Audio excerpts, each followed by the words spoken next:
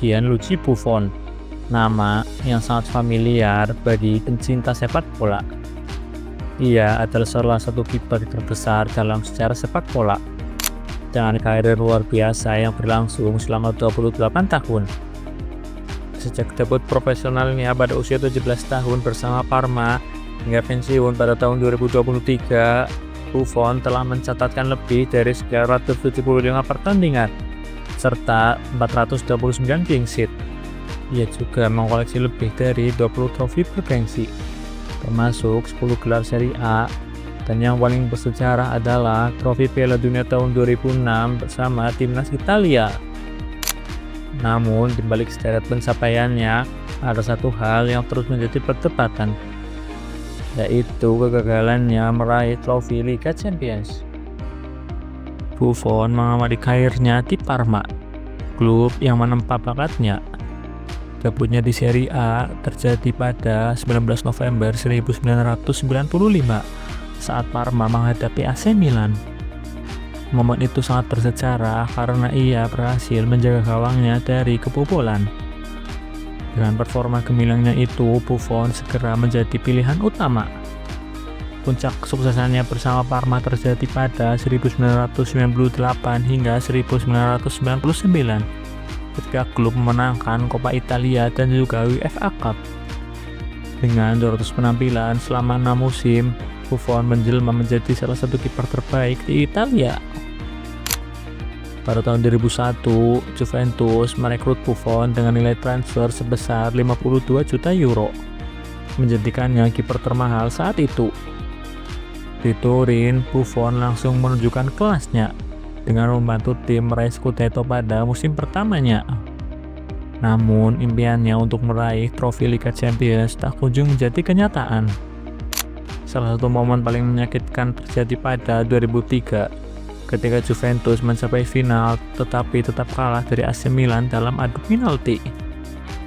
Meski begitu, Buffon tampil luar biasa sepanjang musim dan dinobatkan sebagai pemain terbaik di Liga Champions, sebuah penghargaan yang jarang diberikan kepada seorang kiper. Namun, perjalanan Buffon di Juventus tidak selalu mulus. Pada tahun 2006, Juventus tersandung skandal Calciopoli yang membuat mereka terdegradasi ke Serie B. Saat banyak pemain bintang hengkang, Buffon tetap setia bertahan bersama Juventus. Bersama Alessandro Del Piero dan juga Pavel Nedved, ia membantu klub bangkit kembali ke Serie A. Keputusannya ini semakin mengukuhkan statusnya sebagai legenda di mata para fans. Di level internasional, Buffon adalah ikon sepak bola Italia. Sejak debutnya pada 1997, ia menjadi pilihan utama di bawah mister gawang Giri Azzurri. Salah satu momen teringat terjadi pada Piala Dunia 2006, di mana Italia keluar sebagai juara. Buffon tampil sangat fenomenal sepanjang turnamen. Sepanjang turnamen, Buffon hanya kebobolan 2 gol, salah satunya lewat penalti. Selain itu, Buffon juga berperan besar dalam kemenangan Italia atas Prancis di final. Performanya tersebut membuatnya dinobatkan sebagai kiper terbaik turnamen. Meski meraih segudang prestasi, ada satu hal yang selalu membayangi karir Buffon, yaitu kegagalannya meraih trofi Liga Champions. Banyak yang mengaitkannya dengan insiden kontroversial yang dikenal sebagai kutukan selimut tari. Pada musim 2011-2012, Juventus menghadapi AC Milan di San Siro.